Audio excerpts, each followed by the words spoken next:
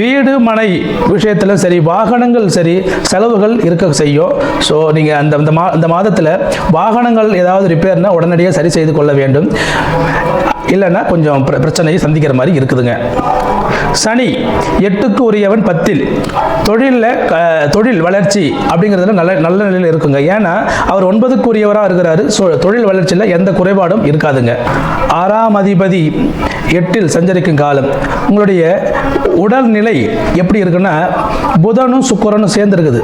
அப்போது முதுகு தண்டுவட பிரச்சனையும் உங்களுக்கு கட்டாயமாக இந்த காலகட்டத்தில் இருக்கும். ஸோ கொஞ்சம் கவனமாக இருங்க. புதிய தொழில் தொடங்குறவங்களுக்கு இந்த காலகட்டம் 10ல் சனி இருக்கிறது. நீங்கள் நிச்சயமாக புதிய தொழில் தொடங்கக்கூடிய எண்ணம் இருந்து கொண்டே இருக்கும்.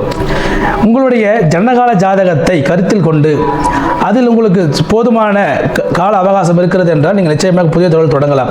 அதோட 7ஆம் அதிபதியான குரு லக்னத்துக்கு வருகிறார். நீண்ட நாட்களாக இருந்த திருமண தடை இப்பொழுது நிச்சயமாக விலகும். இந்த 7ஆம் அதிபதி என்ற இடம் கலத்திர ஸ்தானம்.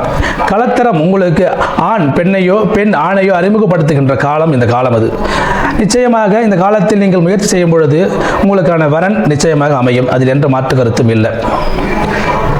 5க்குரிய சுக்கிரன் 12க்குரிய சுக்கிரன் 8ல் மறைகிறார். இதனால் என்ன நடக்க போகிறது என்றால் 12ஆம் இடம் விரயம், 5க்கு என்றால் பூர்வ புண்ணியம், குழந்தைகள். இந்த காலகட்டத்தில் குழந்தைகளால் விரயம் இருக்குங்க. பூர்வீக சொத்து ஒரு இழப்பு உங்களுக்கு கட்டாயமாக ஏற்படும்.